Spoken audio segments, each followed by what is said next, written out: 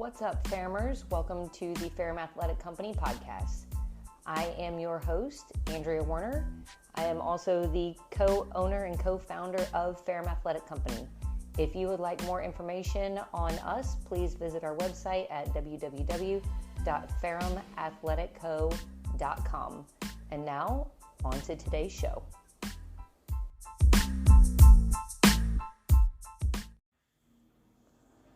What's up, Ferrumers? Welcome to this week's edition of the Ferrum Athletic Company podcast. My special guest today that I am honored to have is Dr. Chris Land. What's up? Hello. How you doing? I'm good. I'm excited for this because sweaty. Just finished working out. Jumped in the pool. So I'm excited for this because, oh my gosh, we've known each other for... The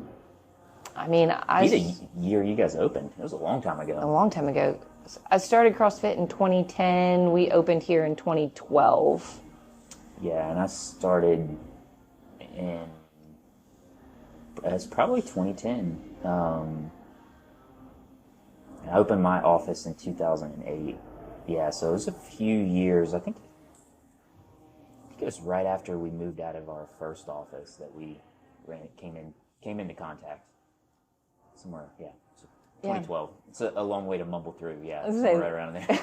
Have a hard time remembering like what I did last week, much less 2010. I mean, I don't even remember how we originally met or how we ended up started going to you, because not only have we been friends and in communities together, but also we have come to you as patients for, oh my gosh, 8, 10, 11 years, somewhere around in there. It's been a long time.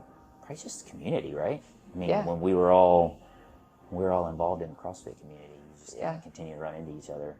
And the competitions, and we did all of the things, all of the parties. Yeah. So I would love for you to tell everybody kind of what you do. Let's give the background of Dr. Land. I hate saying and I just said that. So I went to chiropractic school. I'm a 2008 grad, so I was there from 2004 to 2008. And when I was in school, I really... Hang on, let me take a step back from there. When I was in undergrad, I worked in a pharmacy. Okay. And we supplied meds for nursing facilities. Okay. So nursing homes and assisted living facilities. And at the time, I was thinking of going into medicine or going into pharmacy. And I think the average admittee into a nursing facility was on 14 different meds. Oh, awesome. And, I mean, even the pharmacists were discouraged about it, you know. So I started thinking about doing other things, and my mom had always gone to a chiropractor, and I really just thought it was neat hearing bones crunch. So I started to look into the schools. Some bones. Yeah, it always entertained me. Right. So I ended up heading into that route and going to school, and then when I got there, I kind of got frustrated with a lot of the styles and the methods that traditional chiropractors used. So a friend of mine introduced me to this technique, active release technique, and we started taking seminars together in school, and it blew me away how quickly people got better with it. So, you know, we were all taught the traditional method of, you know, get patients in your door, get them hooked on what you do, and make them lifelong patients of, you know, once a week they're coming in, getting adjusted. Right. There's a lot of talk of let's make it like the dentistry model, you know, where you need a regular cleaning, you need your spine aligned regularly. And I know a lot of my peers don't like when I say this, but I just never bought into it. Yeah. And so I wanted to fix things, and so got into active release technique, and, you know, instead of 15, 20, 30 visits to get someone better, you're 4, 6, 8 visits to get someone better. And so got hooked on that, and never really opened the office the year I graduated, got hooked on that, and really never did much advertising or anything. Just the success of the technique that I was taught kind of had us blow up, and we've been going ever since. Yeah, and Sherry and I have been huge fans of it for a long time. We've referred our clients to you for many years. Yeah. Because I've seen a lot of them. It works. I've seen a lot of them. Yeah. Right? What I love about what you described is that you saw something that you weren't necessarily a fan of. Mm-hmm. That wasn't, it kind of went against your morals. Yeah. Like, I don't want to just take somebody's money and keep clicking and popping you if it's not helping you. Right. And you stepped out of that traditional box. Right. And went in a different direction. Yeah. Leveled up your education, which what I love is that you continue to level up your education. Every time I talk to you, I feel like you've just come back from a new one. Oh, yeah. And we've learned, I mean, since we've started with you, I think the one big one that you and I discussed is nerves. Mm-hmm. And how your nervous system and the neurology part of it plays a huge role in pain. Right.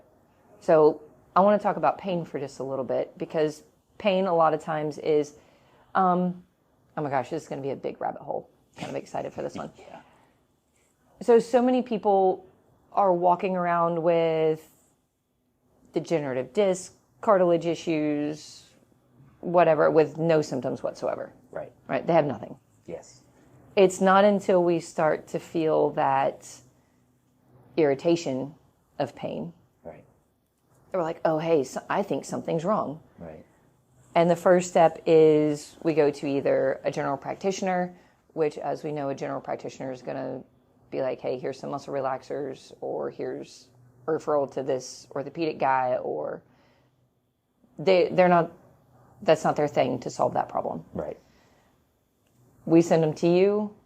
You look at them and say, hey, listen, the knee isn't the problem. I know your knee hurts. Yeah. But your knee isn't the problem. Like, how do we navigate these conversations? How do we say, listen, your knee's probably been this way for 15 years. Yeah. But since your hip's doing this, it's now showing up. Right. It's tough. It's describing pain to people and where it comes from is maybe, it's got to be the hardest thing that I do. I mean, you touched on nerves and arthritis showing up. There's no real clear clinical indication that arthritis even causes pain. Your general, what's classically been described as wear and tear, it's not wear and tear. Couch potatoes have more arthritis in their spines than active people, and so that one's a hard conversation. The people go to a doctor that tells them that they have a disc herniation and that's the cause of the pain. So they come to me 10 years later and they're like, I got diagnosed with this disc herniation, so my back's supposed to hurt for the rest of my life.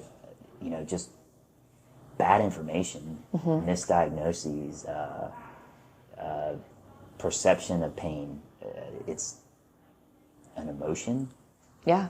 It is an emotion, absolutely. And it's there's no, you can have a hole in your leg that hurts, but your perception of that is an emotion. And so, really, pain isn't tangible. The dysfunction that causes the pain is the tangible. Yeah. And most people just don't realize that. And treating pain from a point of view that you and I have about treating pain is different than a client/patient's view of treating pain. Right. It's different than if they were to walk into an orthopedic, it's different than their version of treating pain. Right.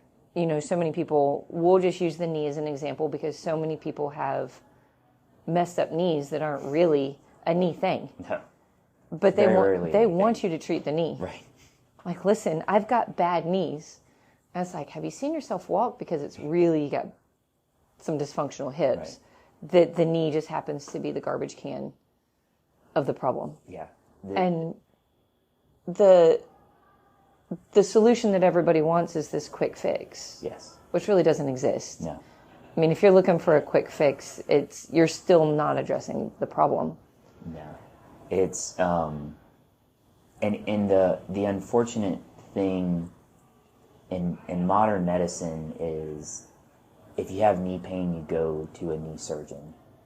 And the knee surgeon, and I don't want to classify, like I said earlier about my own profession, there's a broad range of people, but the knee surgeon looks at your knee.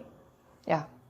They x-ray your knee, they MRI your knee. If there's nothing there, they say it's arthritis, deal with it, take some pills.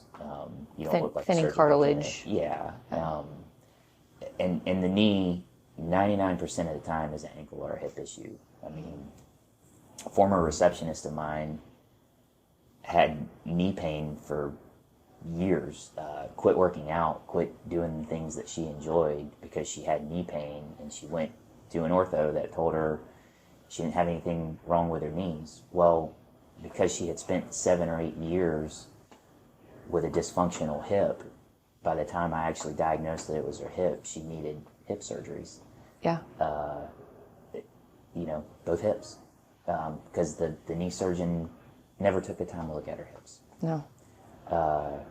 And so diagnostics of pain and seeing where it's coming from is really tough in traditional medicine because of the you've got to fit in this box, and we have to work with your knee pain, and we're not tracking it anywhere else. And also, like you said, the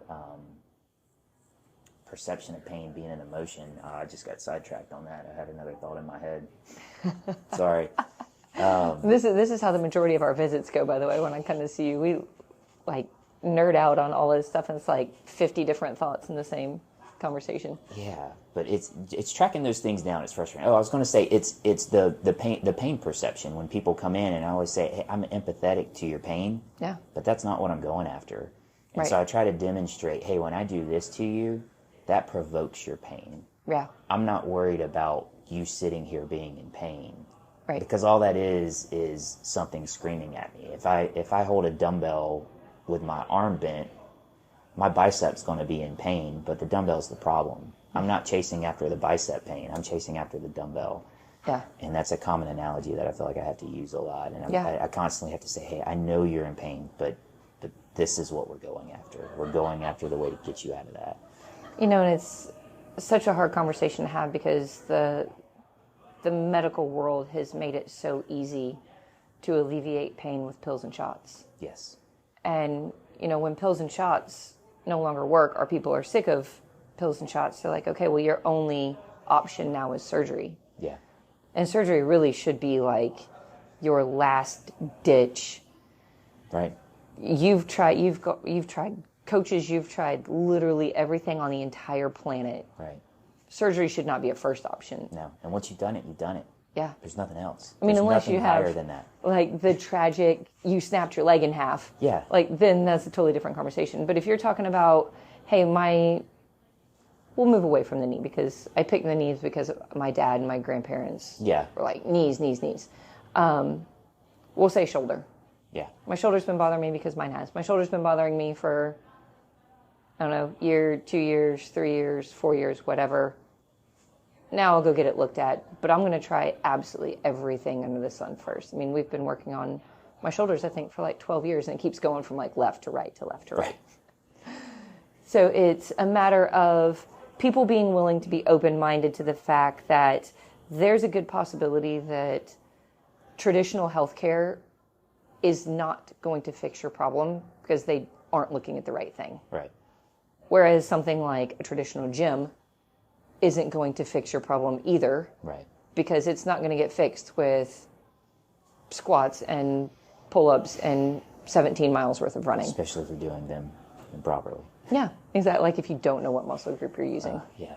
It always hurts me when I have someone demo a squat in the office and I just see the dysfunction and the pain. That just hurt me to watch you squat. Yeah. If you could not do that again, that would be great. Having someone with education in a field such as ours where it's a care factor. Yeah. Hey, we're responsible enough to say, listen, I care about your well-being enough to say, you need this. You need this. You don't need that, which is, I think, where we relate really well is that that's different from, for us, a traditional gym, for you, a traditional chiropractor. It's almost like we need to be called something different. Right. Because we apply our methodologies different. Our thoughts, I don't even want to call it a methodology, because a methodology can get very in a box. Right. Mindset. Right. It's tough. I know when I try to convince people to come here, yeah, they're like, oh, I go to a gym, or I have a personal trainer, or I, whatever it is. And I have to say, I know. But just be willing to listen to me. And I mean, there's 2 people out there working out right now when I walked in that it took me a while to convince them to get in here. Yeah. And one of them was a recurring patient because he injured himself over and over again, because I can get things broken apart and moving, but I don't strengthen things in my office. I don't have that. Right. And so, it was nice. I probably haven't seen him in a year and a half in the office. And he was like, thank you for referring me in here. He's like, that's why I haven't been in to see you. Like, that's great. That's what we're shooting for. Yeah. And I run into the same conversations. No matter where I am, it's I almost hate the question, what do you do for a living? Mm-hmm. Because, I'm a chiropractor. And they're like, oh, my back hurts. And I'm like, haha. It's not what I do really. No. I look for, I help acute backs and acute necks, but it's not my primary. I don't want to say I hate it, because I like helping people, but you're not a snap cracking. No. See you later. No, and it's guy. Yeah, and it's a hard box to get out of. Yeah. What have you noticed, if anything, has changed for your industry since 2020?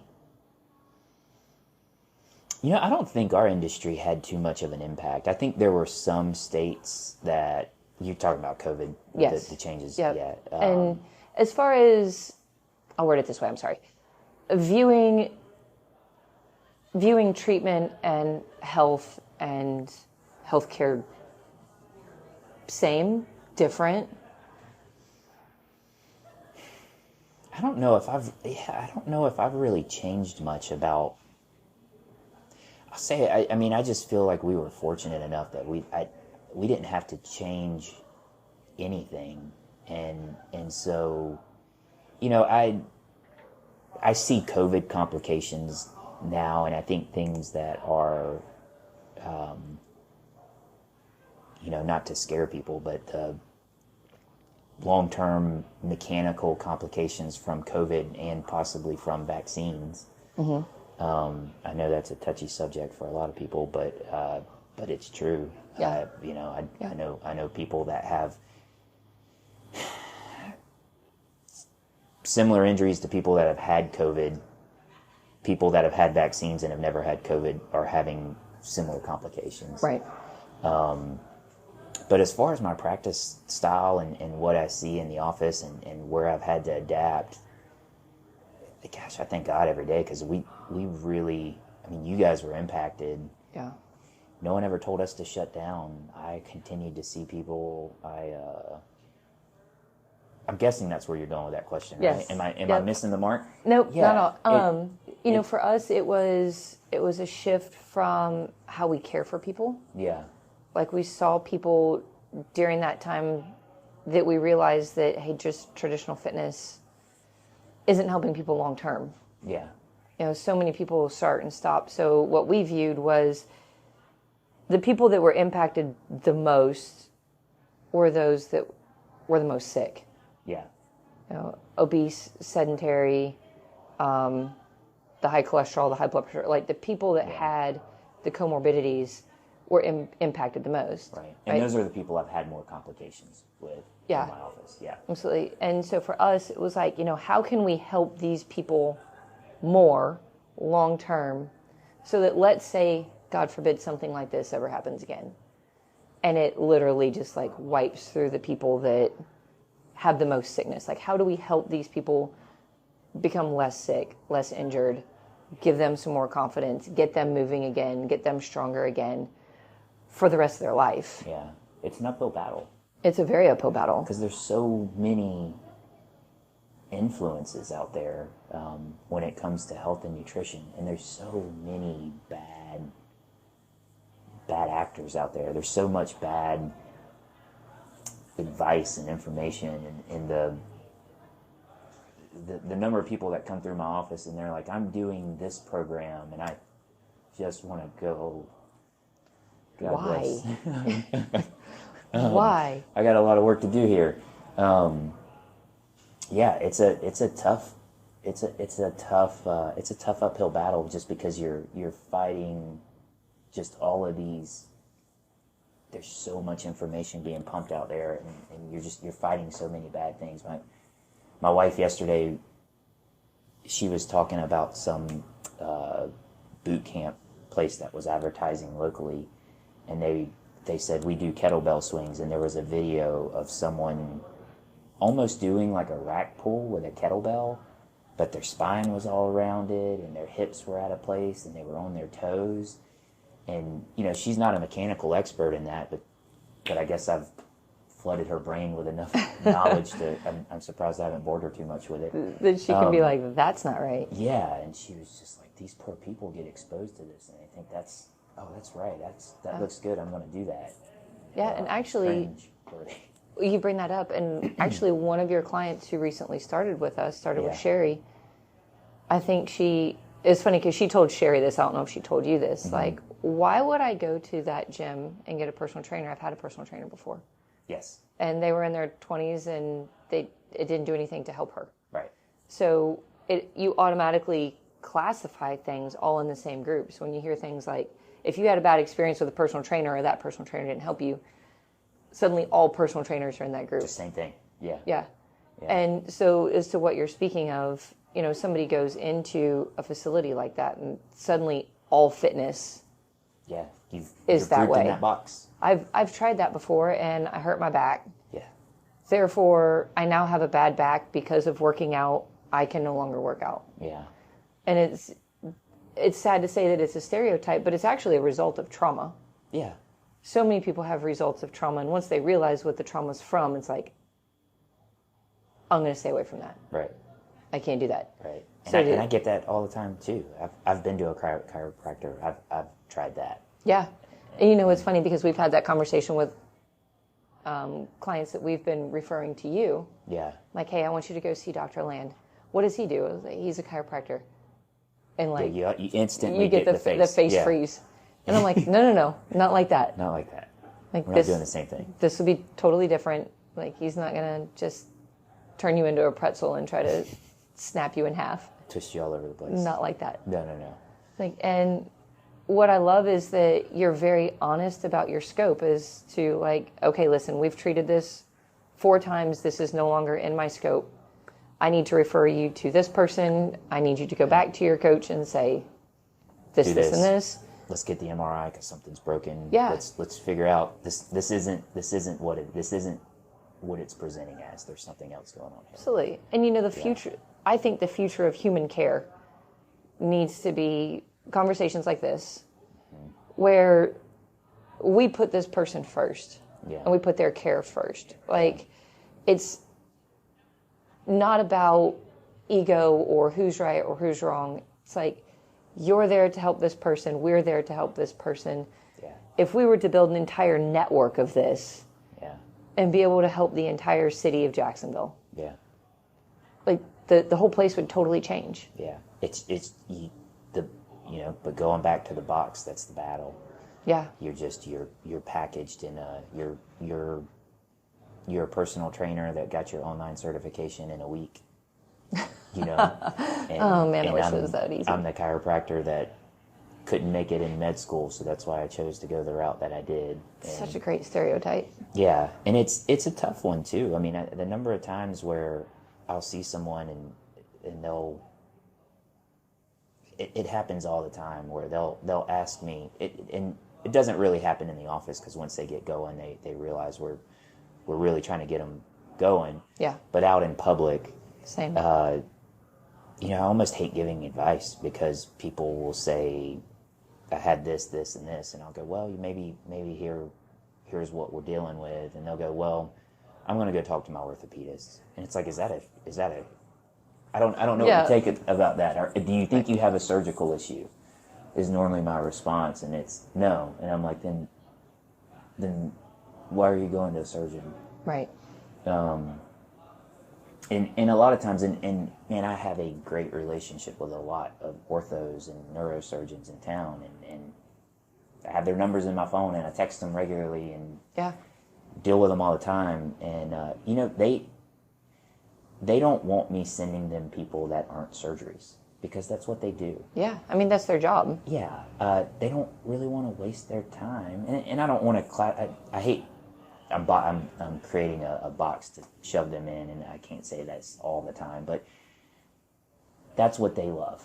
They love doing surgery. That's why they got into it. They'll examine you, if they have to, and they want to keep their business going, but they want to do surgeries. Yeah. And so I know if I send them non-surgical cases, they're going to quit taking my phone calls. Yeah. And the majority of things, if you catch them early enough, they're not surgery. You don't have to go that route. And it takes some time to fix those deeper problems. Yeah. Like I said, a quick fix is really just a lie. Yeah. It's not a fix at all. Yeah. And I don't even like to call it a fix in any kind of way, because it's not. It's a Band-Aid. Right. That at some point is either going to fall off or be ripped off. Yeah. And if people would just stop thinking that there's a quick fix for things, if they would start looking to actually solve the problem, right, they would get to stop looking for quick Band-Aids. I feel like one of the hardest conversations that I have with I'm going to set up a person that I have in my office is the one that on their paperwork before I walk in to see them, I look down and it says neck pain. And how did it start? I don't know. How long's it been? 10 or 15 years. Ooh. And I tell them, normally they're in acute pain. Right. And I'm like, I can get you out of acute pain. But you've been working on this for 15 years. Mm-hmm. You have lifestyle problems. And I can get you out of this acute pain, but unless we address those lifestyle problems, unless they are in here doing something with you or wanting to change their diet or mechanics at work or whatever it is, they're just back in the office again.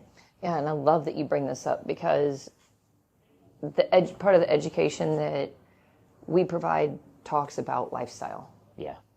I mean, you can work out as hard as you want. Right. You can run as long as you want. You can be as active as you want to be. If you're not sleeping, if you eat like a toddler, yeah. I'm not going to say toddler. If you eat like a high school, college kid. You love booze and coffee. Exactly. And Frosted Flakes and whatever sugar-loaded carbohydrate comes that way. So if you're not getting sleep, you eat like a college student, you have stress that you refuse to deal with. Yeah. Like all of that stuff. You hit 40 or 50 and you're broken. Done. Yeah. And you're wondering what happened. Yeah. It's like, wait a second. Why can't I be 20 again? Yeah. I'm just trying to be 20 again. So I've started running 5 miles a day. Yeah. I went and joined such and such gym.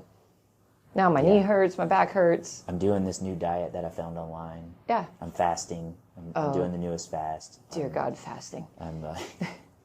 It's... and it's... As soon as you start talking about stuff like that, especially nutrition, I feel like nutrition kind of falls in the same category as politics and religion. Yes. Because as soon as you start talking about nutrition, everybody goes, I eat really well. Yes. I'm like, okay. Yeah. Can I see it? They're like, no, this is what I have for breakfast, but they leave out bits and pieces. Yeah. Or you find out they're just not flat out eating enough. Like, lifestyle conversation, especially the clients that you see, the patients that you see, because you see a lot of runners. Yes. And long distance runners have this thought of weight gain equals slow. Mm-hmm. So usually their diets reflect that. Mm-hmm. Usually their training program reflects that.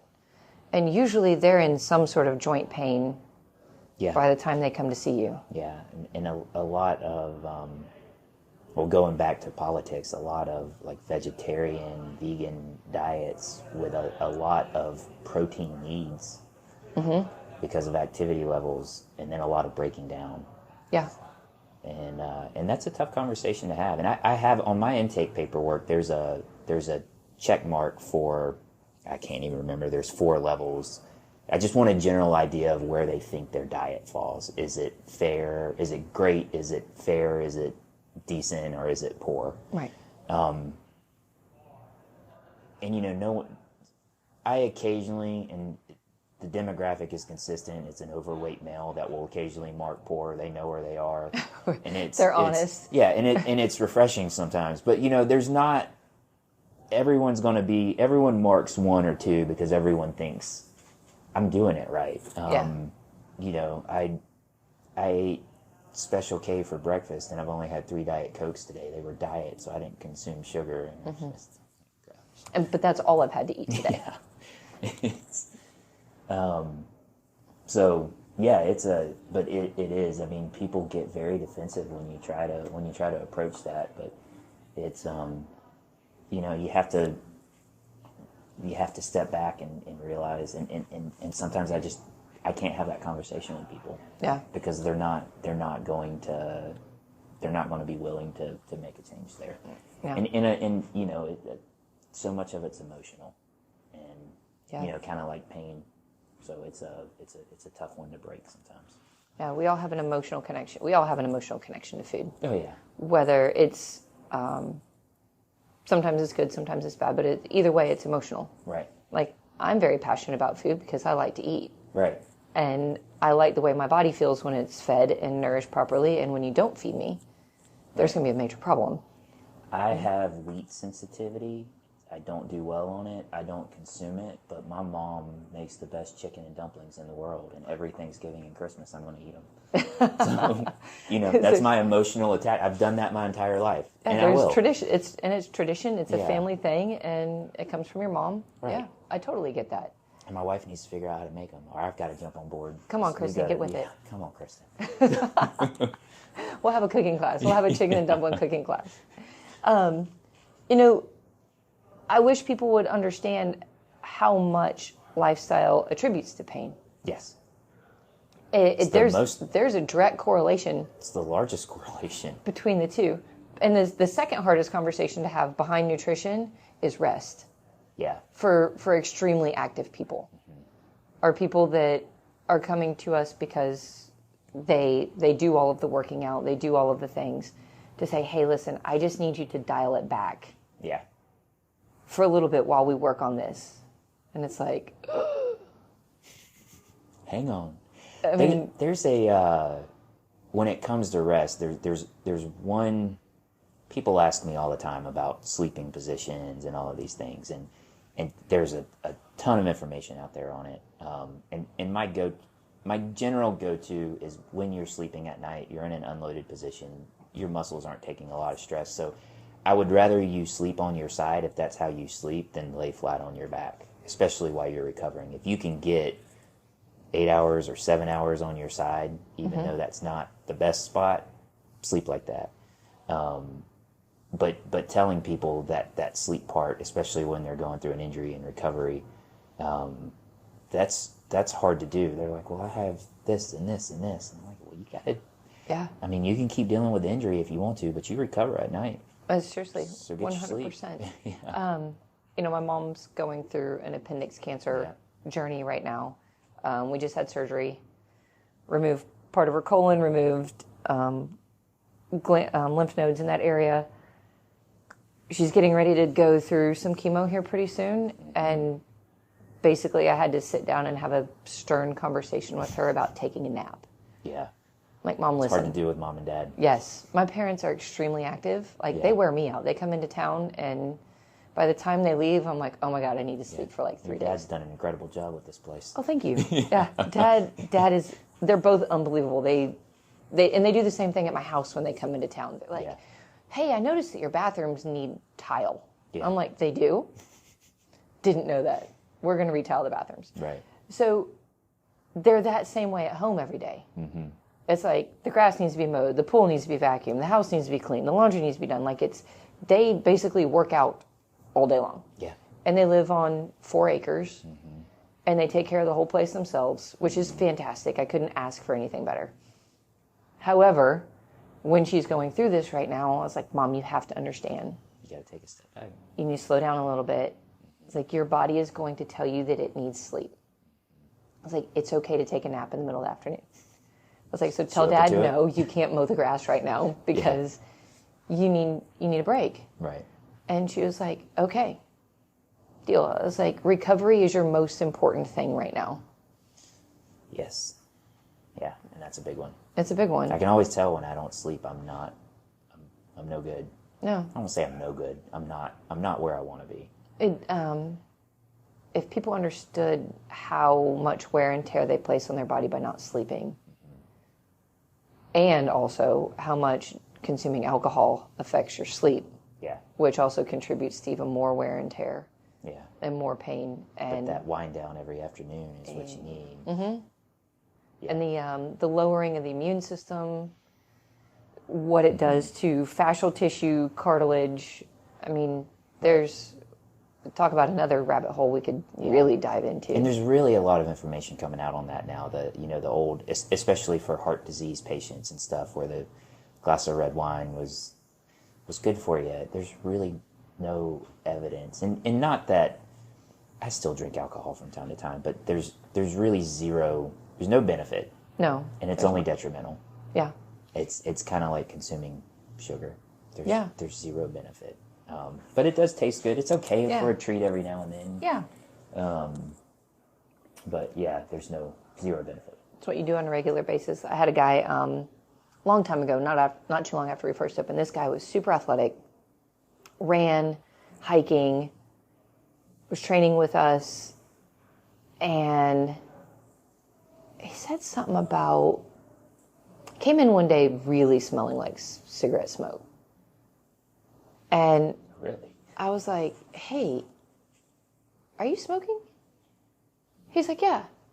I was like, you're one of the most athletic people I know. He's like, I don't do it all the time. I said, you know that's the one thing on this planet that's guaranteed to kill you. It says it on the package. It says it on the box. They put it on the box. Yeah. I was like, drinking in moderation, like a drink here and there, whatever. Yeah. A cigarette? Yeah. It's highly addictive. Yeah. And it is guaranteed to kill you. Right. People know this. Yeah. And they read it, but we all kind of stupidly think that doesn't apply to us. Right. It doesn't apply to us until it does. Yeah. And then we're like, oh, damn. Right. And that's a tough one. That is that was one thing that blew me away. I remember in undergrad or organic chem, we were talking about dependencies, and nicotine's at the time, I don't know if it's changed then, but at the time it was the number 2 most addictive substance known to man behind heroin. I believe that. So you feel, I think in general today, most people that smoke regularly, they probably don't want to. Yeah. It's just the addiction part of it. It's so addicting.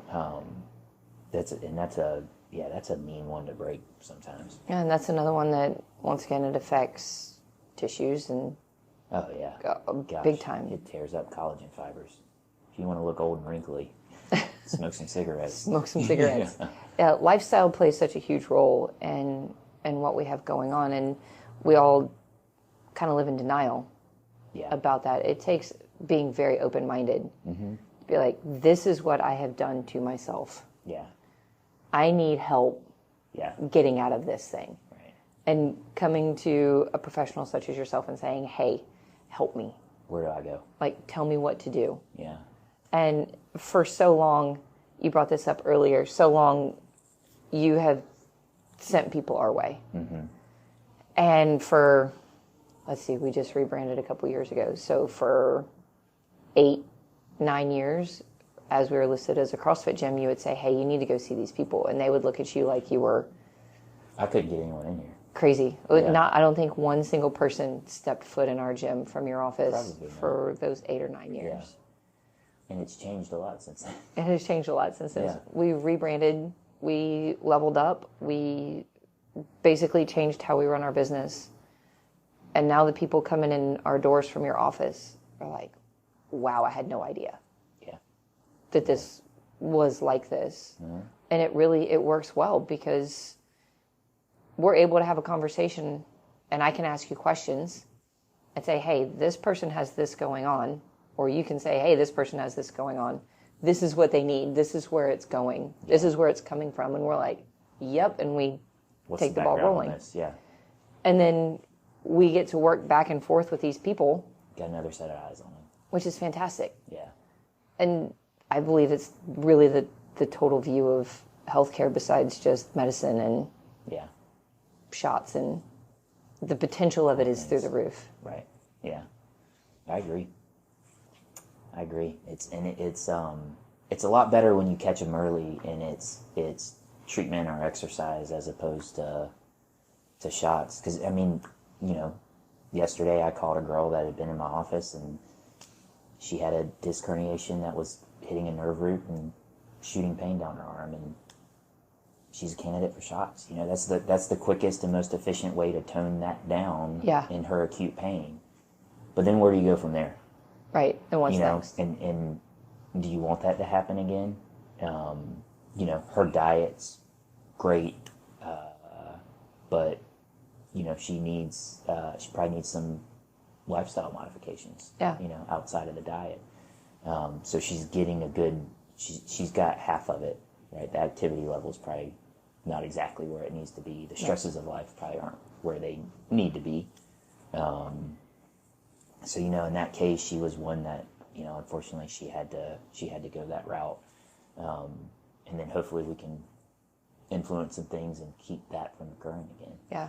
And I want to talk about strength for a minute, because a lot of times what you're referring to there is when we talk about solving deeper problems, we're really talking about strength deficiencies. Right. And people don't understand that just because you're active, that doesn't mean you're strong. Correct. Just because you do, you know, running or biking or even going to the gym. Yeah. It doesn't mean that you're strong. Right. Especially in certain areas, especially if you neglect those areas or you have no idea what muscles you're supposed to be using. Yeah. So I want to navigate a strength world, a strength conversation. Going back to, I do see a lot of runners, and the hardest part about endurance athletes, that's where they get their high, and you know, I could go on the opposite and say the hardest part about strongmen and power lifters on the opposite, but since we're talking about strength, you know, let's say I get a distance runner. I'll just say I had an ultra marathoner in the other day. Mm-hmm. Chronic IT band issues. I can fix that IT band because it's you know, an IT band's a big tendon that runs down the side of the leg. When it gets dysfunctional, it's normally due to weakness in the hip, one of the glute muscles, and then that band gets overloaded. It adheres itself to tissues around it, and then you get knee pain. So I can get them out of that acute pain enough, and then they can run the race that they're about to have in the next couple of weeks. If they don't do anything afterwards about fixing that lateral hip weakness, they're going to have an IT band issue again. Mm-hmm. And the hardest part about endurance sports is the way to get better at endurance running is to run more. Mm-hmm. That's the only way you get faster. And if that's occupying most of your time, you don't have time to do the strength work. And so you're watching your peers get faster and you want to compete, so you're running more to compete with them. But this part's being neglected. And so you're headed for an injury. And the same with, you know, like I said, I could use that with powerlifters or strongmen.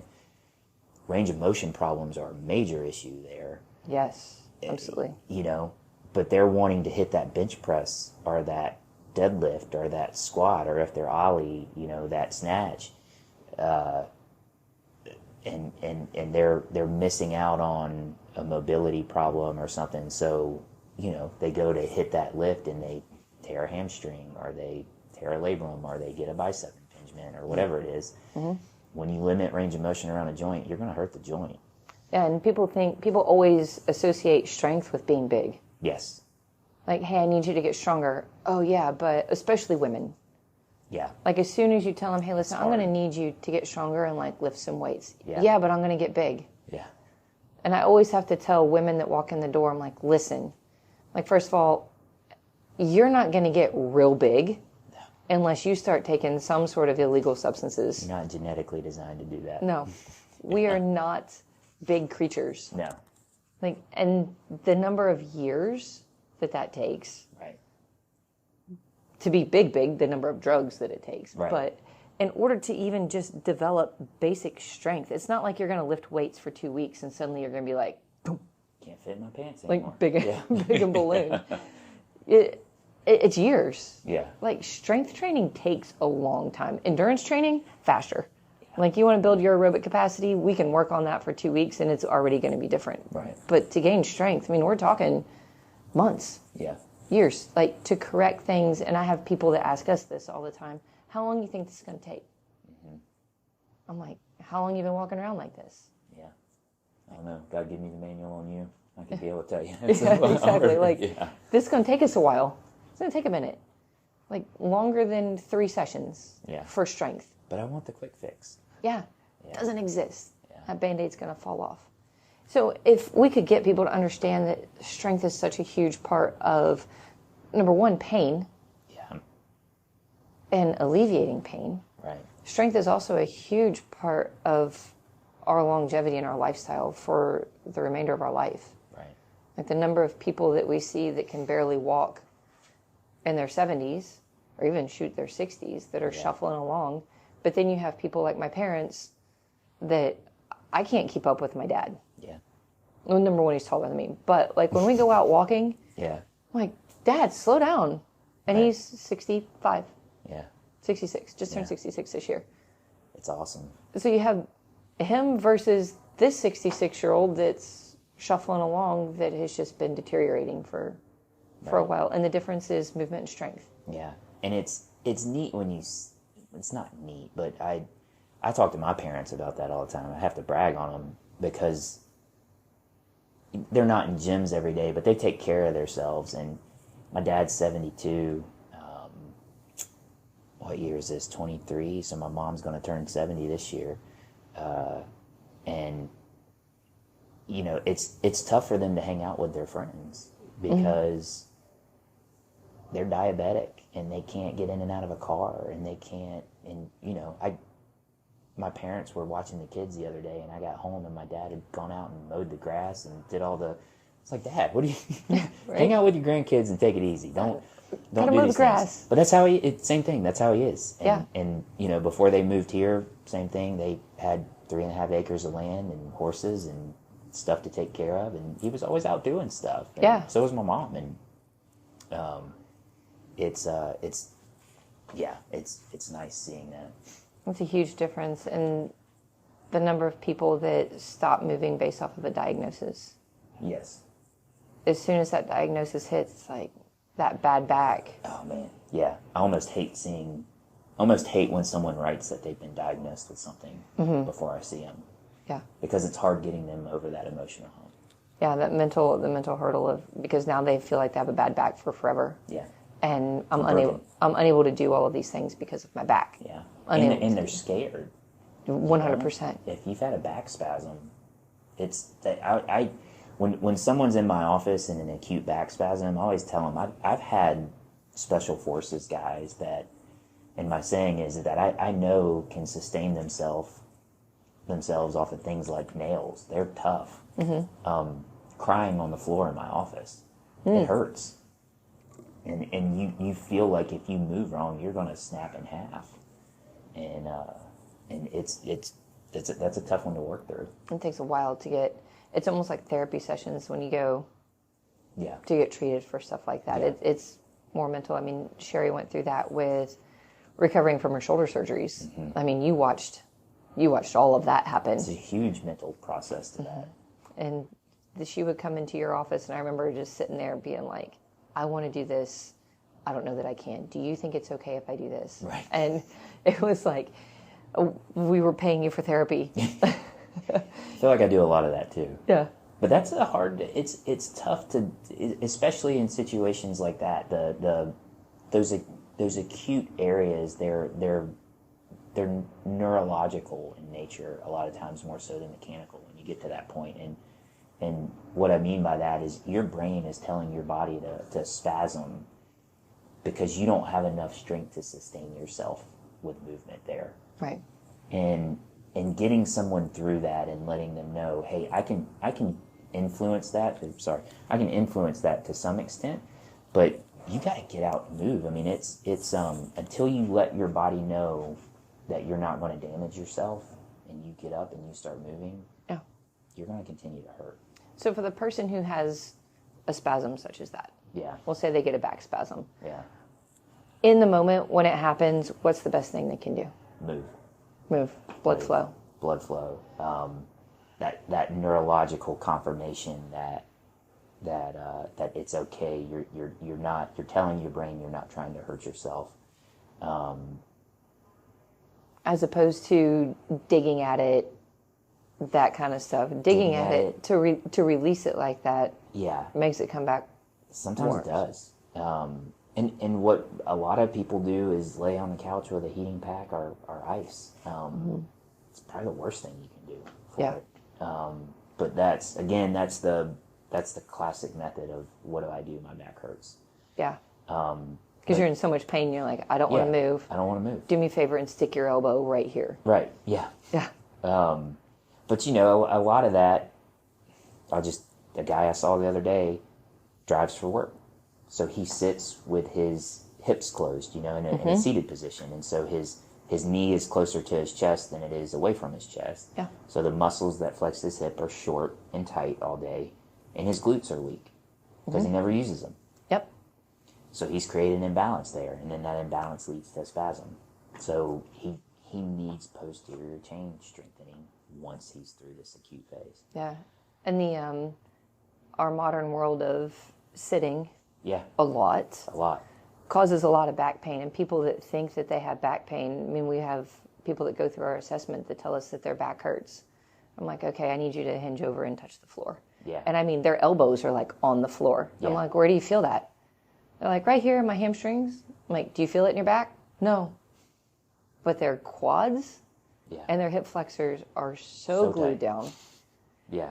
Because it attaches in your back. Yeah. So everybody thinks that their back problem is a debilitating back problem when really their back problem is a sitting problem, which is a hip flexor quad problem. Right. And then they always bend over to stretch it to try to feel better. Yeah. Yeah. And that's probably the most common reason for back pain that I see. But that's what everyone does. Yeah, I would agree with that. Yeah. Totally agree. So movement is really nature's medicine. Yeah. I love it. Yeah. But and going back to our parents' generation, getting into a gym is a task that you're just not getting a lot of that generation to do that. They're terrified. Yeah. Actually, the first time, my dad brought this up the other day, the first time my dad ever set foot in a gym was a competition that I did at your place. Oh, really? That he came to watch. Huh. That was the first time he'd ever been inside of a gym in really? his life. Yeah. Wow. However long ago that was. That's true. I mean, back then they were all so active. And, I mean, like I think about my grandparents, so many of them, they all took care of their house. Yeah. They all did their own yard work, washing dishes, cleaning house, washing cars. The majority of them were farmers. Yeah. So they all had animals to take care of and land to take care of. So their activity level naturally was their exercise. Yeah. And carrying things around all day long was naturally their exercise. Right. So yeah, the model of the gym is relatively new. Mm-hmm. And what do we do to help people? It's still an evolving process. Right. And I remember my mom doing step aerobics. Like that was the popular thing. We're going to watch this thing on TV and then we're going to do these step aerobics moves, and that was working out. Richard Simmons. Yeah, game on. I hate to say he's a Florida State grad. And we'll end on that. That's so funny. Dr. Land, thank you for joining me today. Yeah, well, thanks for having me. I greatly appreciate the conversation. Where can people find you? I know that you're not overly a social media guy, but... Yeah, we're really bad about it. I mean, we do have a website.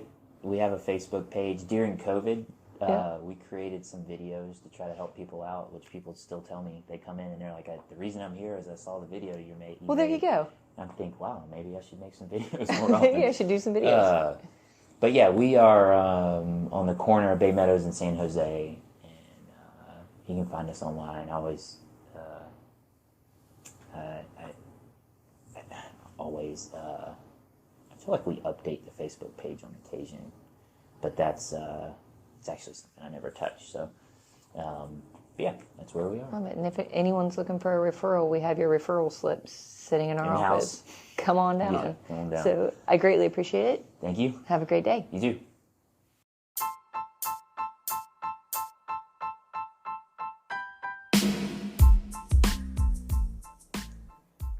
Thank you for listening to this episode of the Ferrum Athletic Company podcast. If you like the show, please leave us a review, share it with your family and friends, share it on your social media platforms. Our mission is to build better humans through the education of health and movement. If this resonates with you, please shoot us an email at forged@ferrumathleticco.com. Follow us on social media, Facebook or Instagram at Ferrum Athletic Co. And we will see you all soon. Thank you for helping us to build better humans.